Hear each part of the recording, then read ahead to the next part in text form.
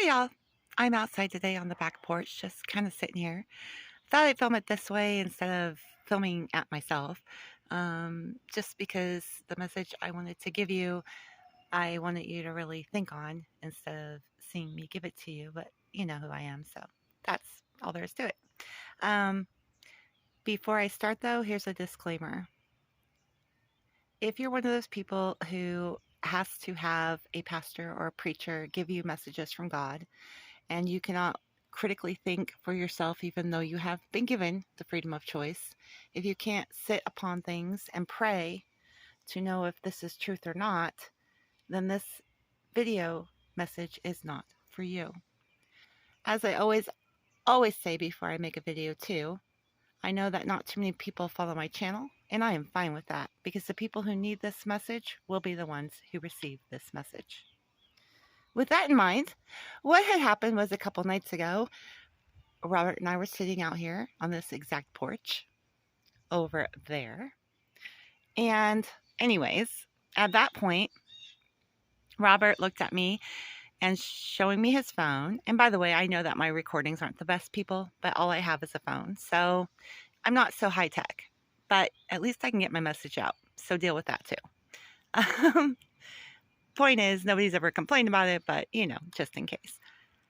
Point is that he had shown me his phone and said, "Look, they say that they found the Garden of Eden." And I laughed and said, "Again?" Because how many times have we heard that they found the Garden of Eden, or that they found Noah's Ark, or that they found the Holy Grail? And of course, it always turns out not to be what they thought they found. But what came after that kind of surprised me just as much as him. I was shocked because it was almost as if it wasn't my own thoughts coming to me.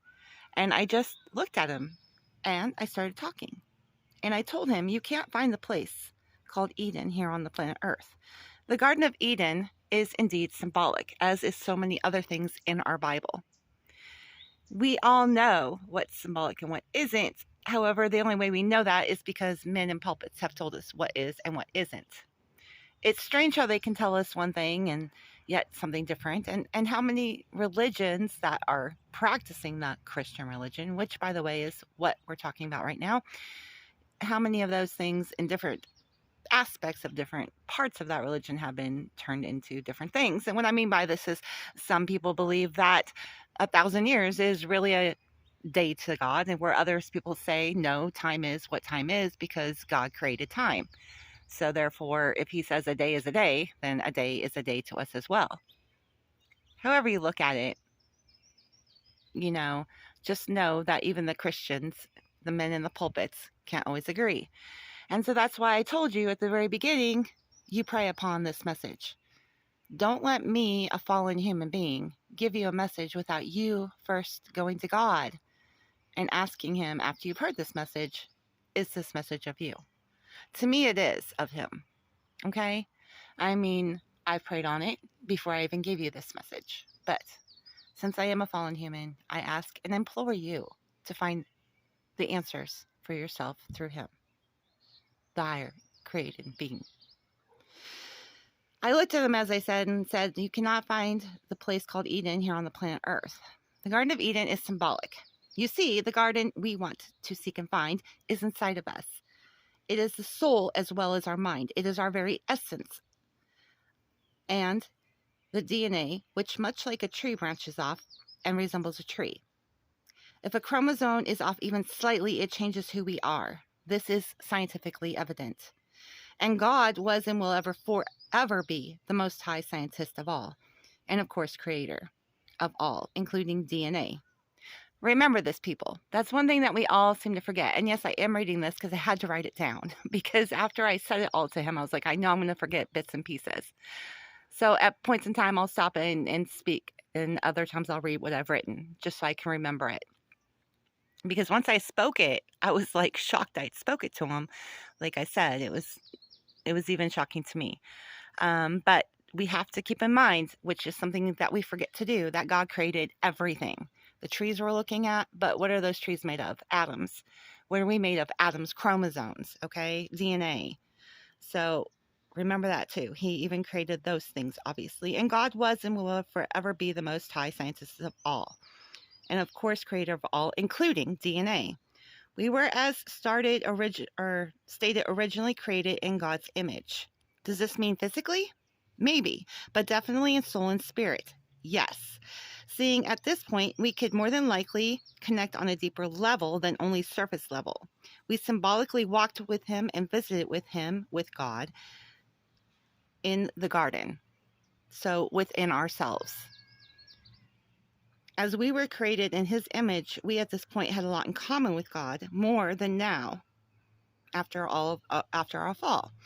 And since we did fall, our understanding of who we were at creation and our capabilities, which were so different than now, we are no longer exactly in his image because the fall has changed us through our DNA. The devil knew all of this because he himself obviously fell, but seeing the devil was created being as an angel and just a little bit higher still than humans, obviously, and he came before us, obviously, he actually knew this knowledge because God had told him, like in the Garden of Eden, God was, as it said, telling us these things. He was explaining things to us before we fell. And then he walked away because we fell. We chose not to listen to him, but instead to someone else, being the devil. And at that point, he felt pretty rejected and dejected, which I don't blame him. We sort of abandoned him. And obviously, we didn't follow what he had asked us to do.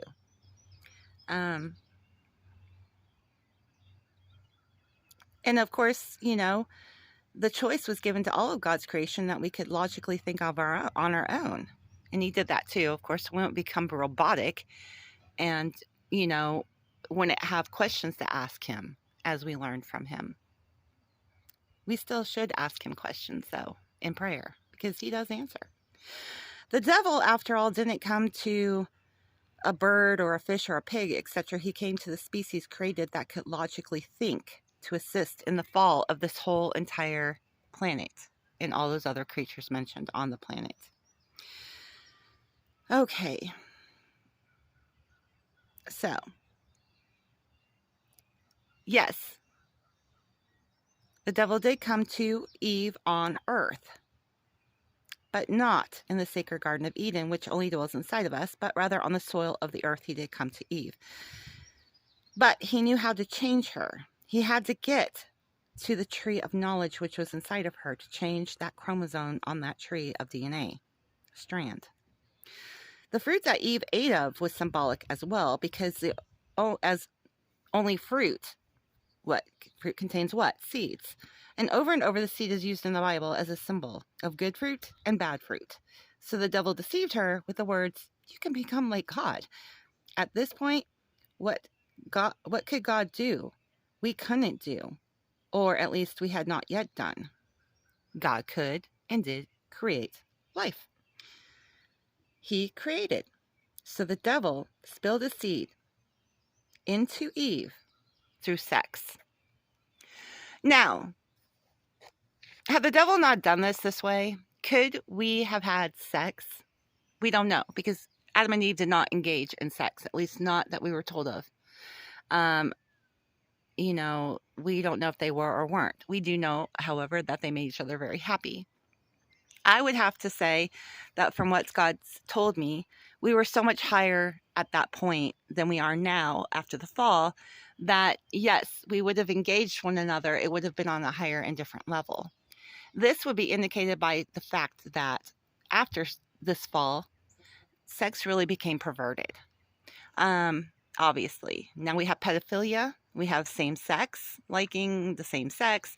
We have, even more so, we have people cheating on one another. We have husbands and wives who actually commit murders over cheating because of jealousy. We have children being brought into the society, seeing what sex has done to the society, and teaching them to grow up to look that the grass is always greener, and to spill their seed into others, and for even the women to have to go out and look for a better mate. That was not the original intention. And that was the downfall of humankind. Sin is the original, or sex is the original sin. So basically, the devil used that to change our chromosome too inside Eve. which, as we all know, is creation. So, and once the seed hits that egg, it's going to change the egg from what it was supposed to be or could have been into something else, right? Did Eve have that egg? Probably so. Did God intend for that egg to be seeded by the devil? Heck no. He had originally intended that for Adam. And so, of course, then it was changed. But the point I'm trying to make is that, yes, sex has become perverted and it has caused a lot of really bad things to happen on the planet Earth. It is our greatest downfall. And the greatest story in the whole Bible that even depicts this as possibly being true would be what? Sodom, or I can't pronounce it. Sodom and Gomorrah. Sodom and Gomorrah. I can't pronounce that. I apologize. You know what I'm talking about. And that was because what? Sexually, we had become a corrupt society, and God said, you know what? They're out of control. They're out of control. The original sin has made them out of control. And we are now acknowledging we are there again. You know, we are not doing what we were intended to do. And intentionally, God made and created Adam to be with Eve and Eve for Adam. That was specifically said in the Bible. Now, had God made it so that they could create another being without it being nasty, because, you know, a brother and sister cannot sleep together now after the fall, but maybe then they could have and created, you know, through the seed or through God's calling? Or was God simply creating us for one another? And what I mean by that is, was he creating soulmates? So that when he would create other beings, we don't know if he was going to do that or not, because we didn't give him the chance to, right? I mean, the fall took place, but I'm sure he wanted to populate us. He was probably just seeing how Adam and Eve would work out. And then he thought, well, I'll go from there, you know. And he knew that this deception thing would come in and, will we take the bait? And we did. And then after that, he was like, I'm out. You guys can still create, but it's going to be completely different.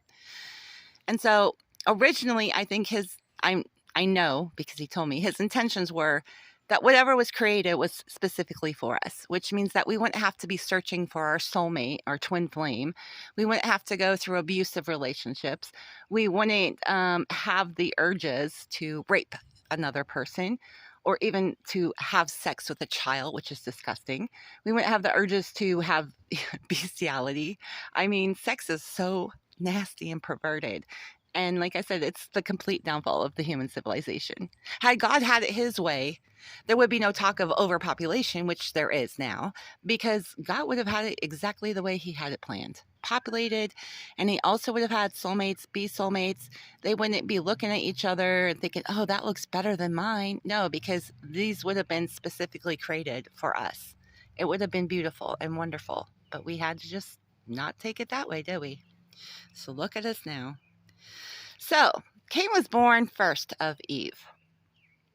And Cain, as we know, he became the sower and the tiller of land, which is hard work, as we all know. And then Abel was born second, and he found favor in God's eyes. And I believe that was because, I know that was because this is what God's telling me, Cain was born of the seed that was spilled in Eve from the devil, not from Adam. Adam did spill his seed in Eve after the fall, and that was who Abel was born from. So that was their original son.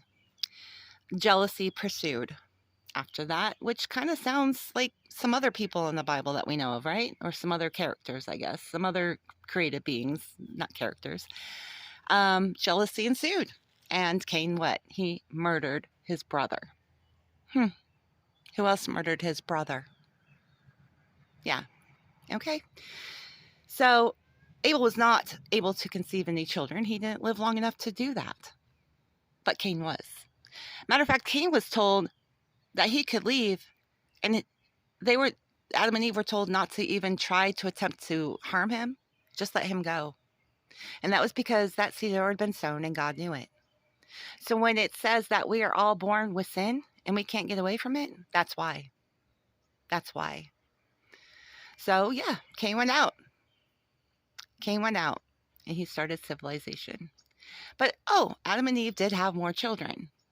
And of course, because they had already fallen from the act of of Eve. And by the way, how did Eve transfer that fall to Adam? That's a great question. Well, obviously by spreading the most deadly STD ever known to man and allowing the demon spirit to enter in him. So when people tell you be careful who you sleep with, even now, mind yourself. Be careful who you choose to sleep with. Yes, indeed. The reason I gave this message to you all was because I was called to do so. God said it's okay. Give this information out. Again, do I expect you to believe me? No, because I am a fallen man too. I am the man in the pulpit, the one that some of us choose to automatically believe without asking first. So I implore you to get on your knees and to ask God, is this truth? Please do so. Also, I'd love feedback, opinions on this. Um, I'm just so interested. I started speaking to Robert and it just came out. And it was so strange how it happened. It was like it wasn't even me saying it. But I'd like to get your input on what was told to me by God. I'm sure, I'm positive by God. But like I said, fall to your knees and ask Him on this message for clarity. Anyways, thank you guys for listening to me. And as always, I love each and every one of you. May God bless all of us, me, you, our families. We need it more now than ever before. And every day is like that. I mean, even before we needed it. I mean, look at what humankind's done and what we've been through. Good grief. Anyways, bless you. Bless yours. Thank you, God, for giving me this message. And I ask, Father, that these people will fall to their knees and that they will ask you for your divine guidance in all messages they receive, not just from me, because you are the person who speaks to us the loudest if we just ask you to. In Jesus' name I pray. Amen and thank you. Thank you for watching. Thank you for listening. And stay blessed, my friends. Peace, love, namaste, however you want to say it. I also believe in my heart that all these religious wars we fight is for nothing. God is the creator of all, even other religions. He had to come to us as different entities because we don't even like each other now half the time. So how could he have come to the people who believed in Buddha looking like a white guy? Especially back then. Let alone now. We still have issues with each other's skin colors, for goodness sakes. Point is, we're all brothers and sisters in God. That you can be sure of, no matter what our religion is. As long as we believe in our Creator, all is good. All is well. Be blessed. Bye, my friends. Until next time.